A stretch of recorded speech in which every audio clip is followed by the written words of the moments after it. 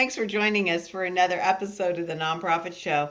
I'm Julia Patrick, joined today by Jack Nacho Alotto, CFRE, one of the rock star trainers with Fundraising Academy.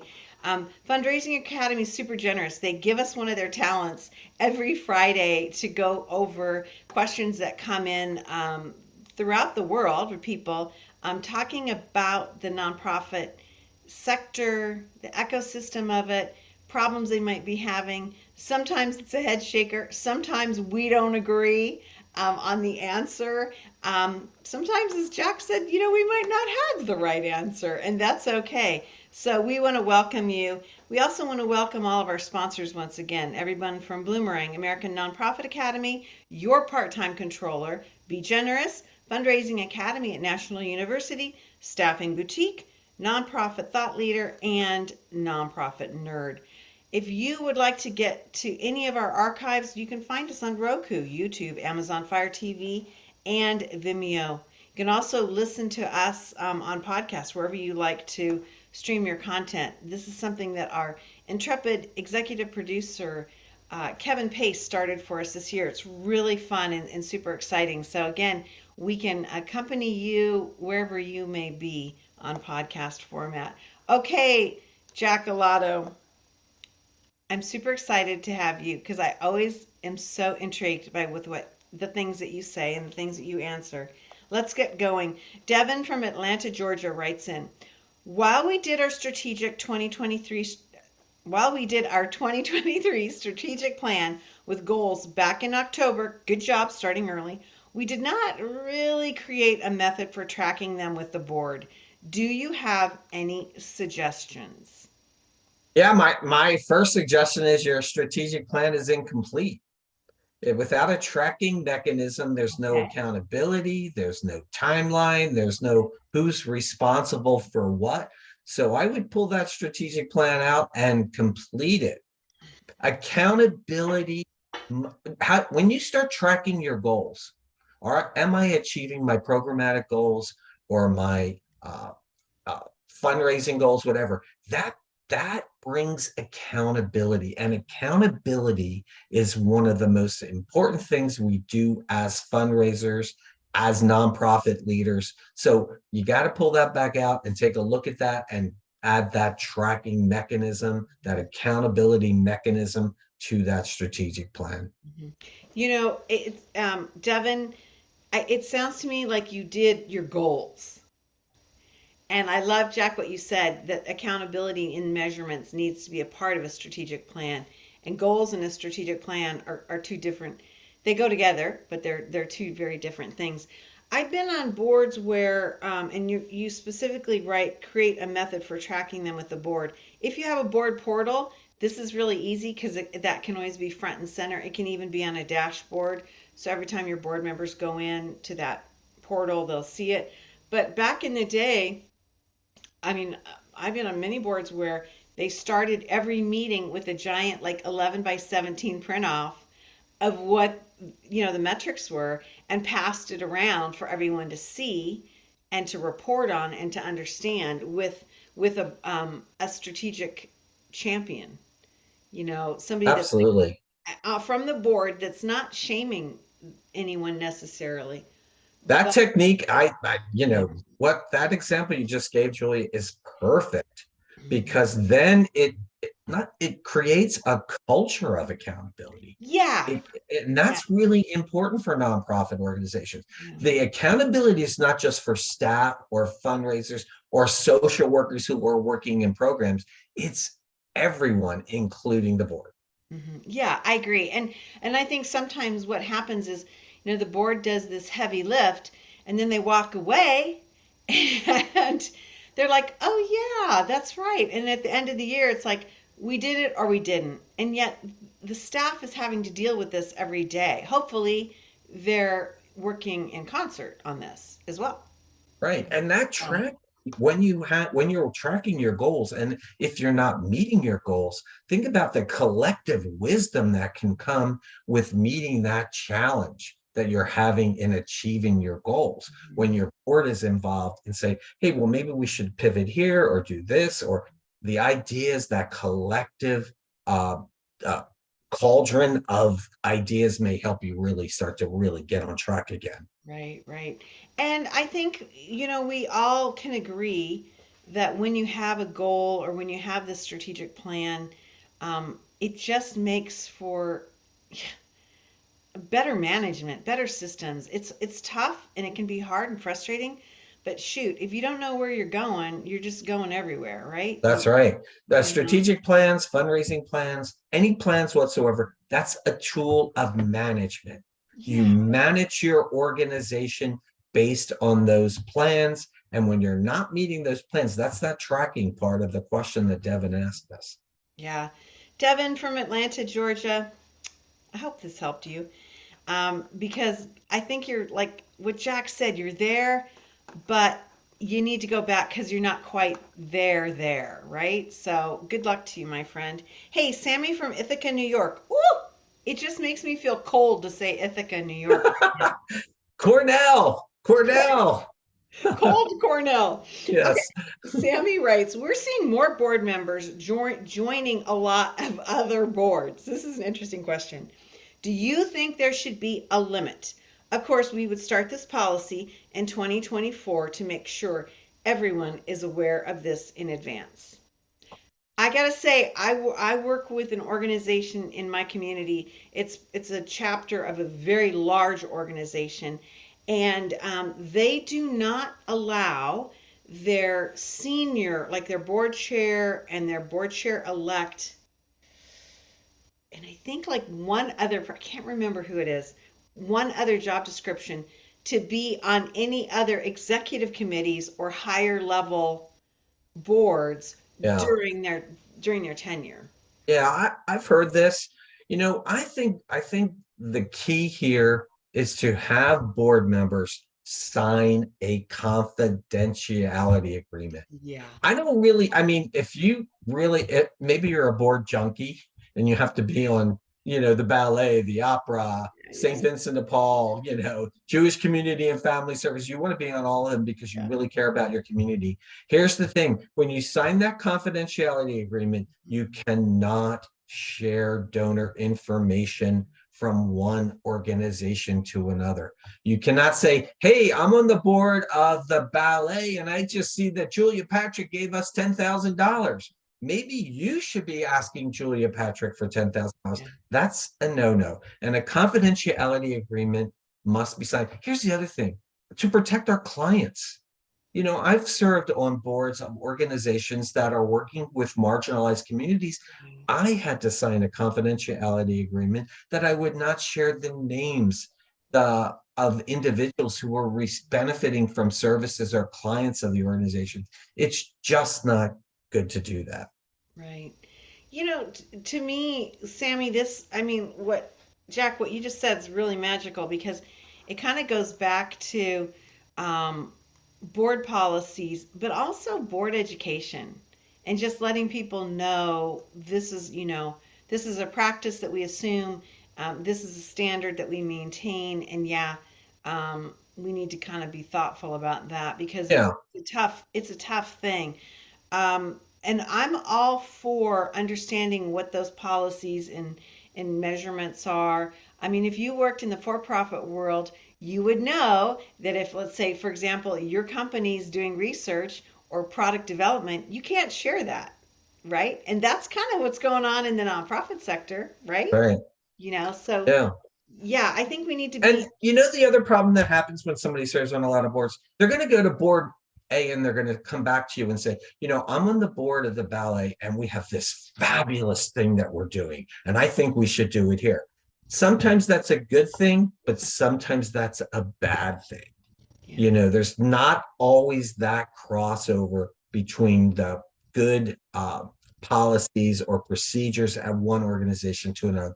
Doesn't always transfer. So your staff Sammy is gonna be dealing with those good ideas. yeah. The good idea that we found out on XYZ board.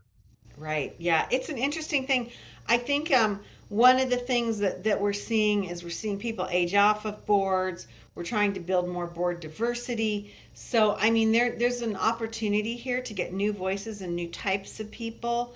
And at the same time, we have a shrinking pool. And so I think it's something we're going to be seeing more and more of, people being on multiple boards, because we just haven't been able to cultivate, or we haven't thoughtfully cultivated this next gen leadership of board leadership. So Right. it's kind of like one of those dicey times that you kind of need to understand.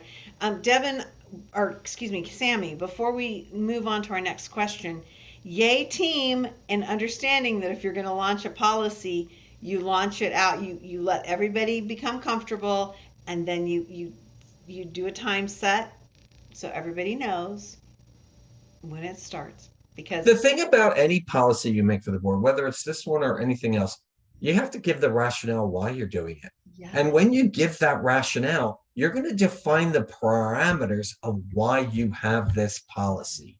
And maybe you don't need the policy, just define the parameters. These are our expectations. Maybe it should be in your board job descriptions, yeah, whatever that is. So there are lots of ways around this without having a strict policy of you cannot serve on any other boards. yeah, yeah. I love you. I love that idea too. Putting it in your guidelines and maybe not your policies. Yeah, that's a cool idea. Okay, Sammy, I hope this helped you, and I hope you warm up. Okay, Richard, Richard from Houston, Texas writes in, we're trying to recruit, hire new talent into our development team. It has been suggested that we offer to pay for CFRE accreditation as an incentive. Do you think this is a perilous idea? Oh, I think it's a great idea. And Interesting. Julia, last week, one of the things we talked about looking towards 2023, one of the big issues you talked about was staff retention. Yeah. You want to retain your staff, it's not only just the CFRE, it's giving them the time to come every day at 9 a.m. Pacific time to the nonprofit show. It's enrolling them in the Fundraising Academy. It's letting them watch webinars. It's paying for their CFRE application. Staff development is a key to retention, to keeping staff. You want to keep them, then give them professional development. So, Jack, what would it be? What would be the approximate cost for a nonprofit to do this? Because it sounds to me like when Richard writes, "Is this a perilous idea?" He's thinking, "Wow, we're going to take people, pay for this, and then they're going to go somewhere else." Like, Yeah, I mean, you what don't does have to that look pay. like?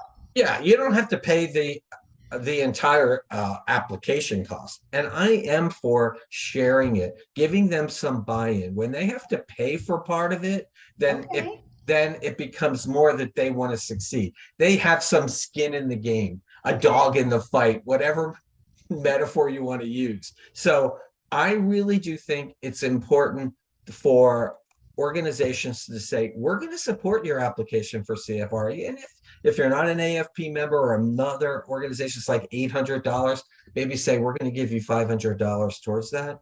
We're going to help you pay for some of the materials that you need for success.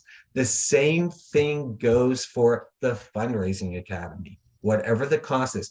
The other thing is, remember, there are so many free things that you can access around professional development. I'm going to go back to mylearningportal.org at the Fundraising Academy. It's free. You can access blogs and webinars, all kinds of things there. And we're not the only ones doing this. Many of your other sponsors do the same thing. Yeah. I liked what you said, and I hadn't ever thought of this, but um, allowing time. Because sometimes, it's not just the cost of a registration or ticket or whatever, but it's time. It's saying it's okay. You're not goofing off if somebody, walks by your computer or sees you on Slack and you're taking a webinar or you're doing a lesson. It's an investment. Richard, Right? yeah, I think this is something you really need to look into, because it's a heck of a lot easier to keep somebody and nurture somebody along than going back out into the marketplace and starting all over. Right. Costs a lot of money to hire new staff. Yeah, it There's really. a lot of investment. You've got to train them, you got to bring them up to speed. Try to keep the ones you have. They Yeah. work for you. They just keep them. Yeah, absolutely. Well, Richard, I hope this really helps you, and good luck. And let us know. And if you're a part of an organization that's doing this, I think that'd be really cool. I'd love to know more and more about that. Okay, Fund Development Committee from New Orleans, Louisiana. This is great. We asked a question last week and are back for more. They write, this is an odd question, but do you think we should actively search for younger fundraisers in order to work better with younger donors? No one's ever asked this question.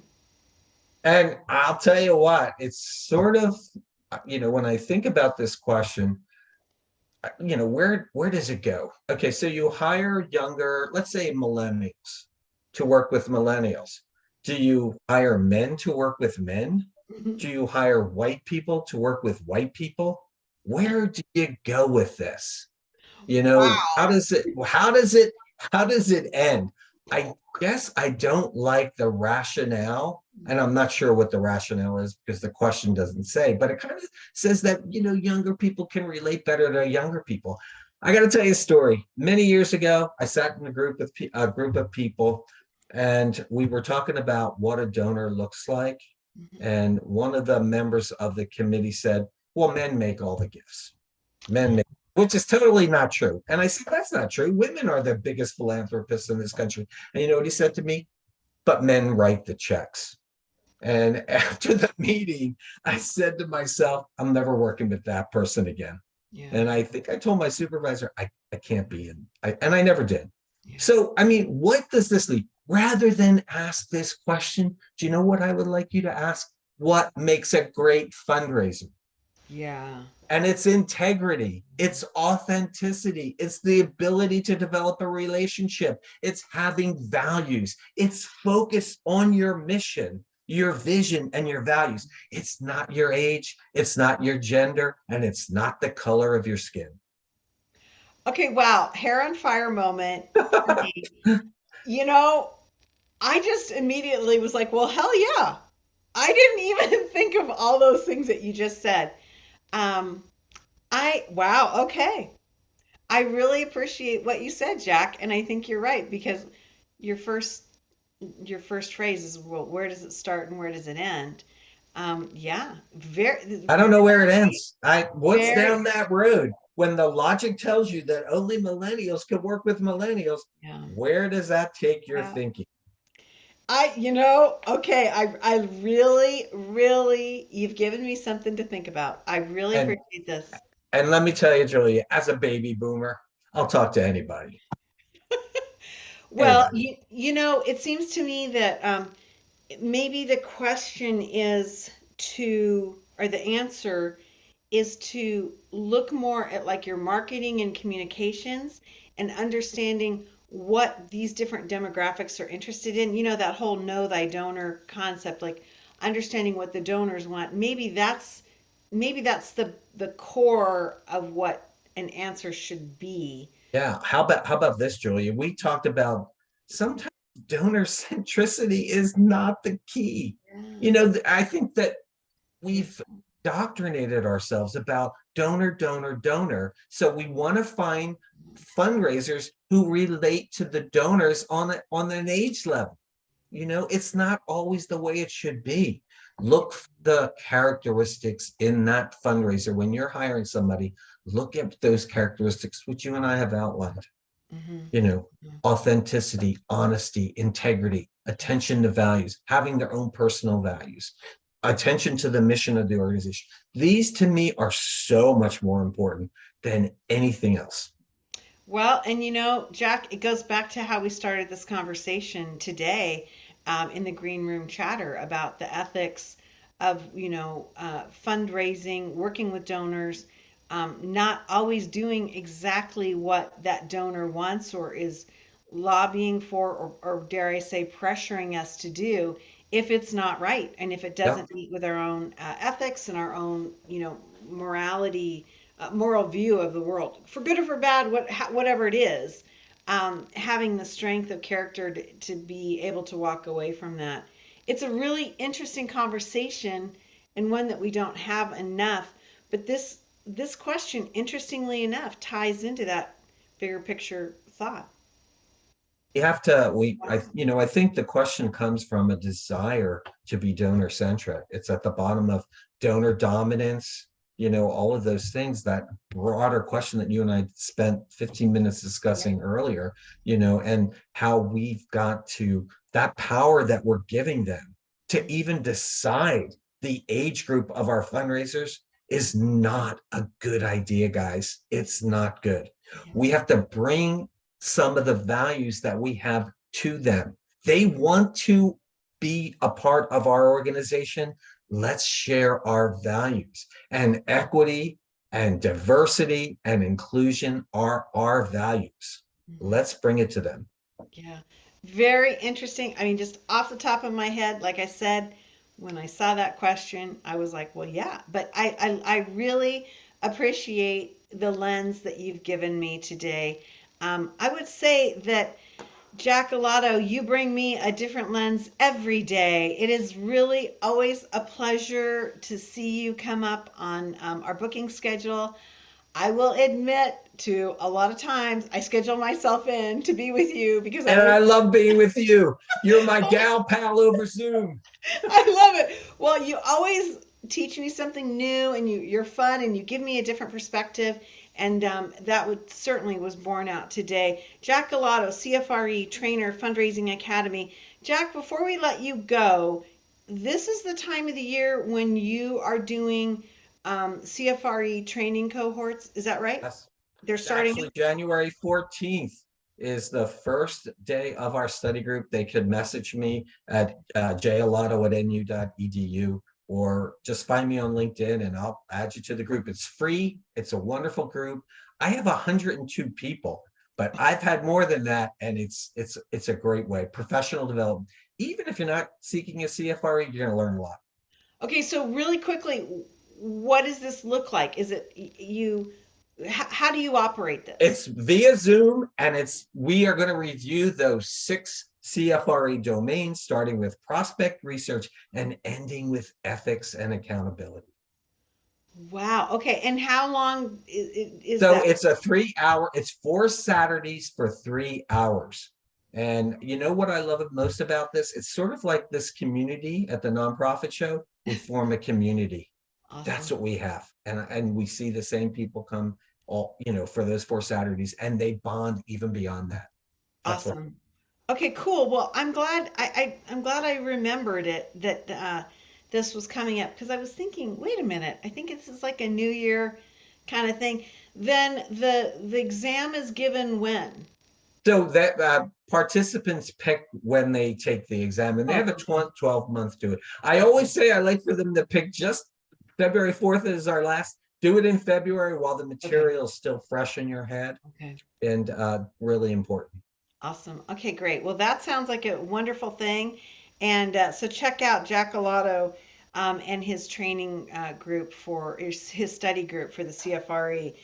We talk a lot about continuing education, and we talk a lot about certification and the professionalism within our sector. And I think that's something really really valuable to take a look at. Hey everybody, we want to make sure we end this episode thanking our sponsors who allow these conversations to go on. Bloomerang, American Nonprofit Academy, Your Part-Time Controller, Be Generous, Fundraising Academy at National University, Staffing Boutique, Nonprofit Thought Leader, and the Nonprofit Nerd. Again, we would not be here without these folks. Hey, Jack Nacho Alotto, I'm going to cue up one of my favorite all-time movies, and that is Nacho Libre. It's a comedy with Jack Black, but it's all about Oh fundraising. yeah, And yeah, I have to watch that this weekend in honor of you. Again, great. thank you so much, Jack, for being with You. us. Thank you, everybody. Happy New Year. Happy New Year. Absolutely. Hey, everybody, as we end every episode, we want to remind ourselves, our viewers, our listeners, our sponsors, our guests to stay well so you can do well. Have a safe and great weekend. We'll see you back here.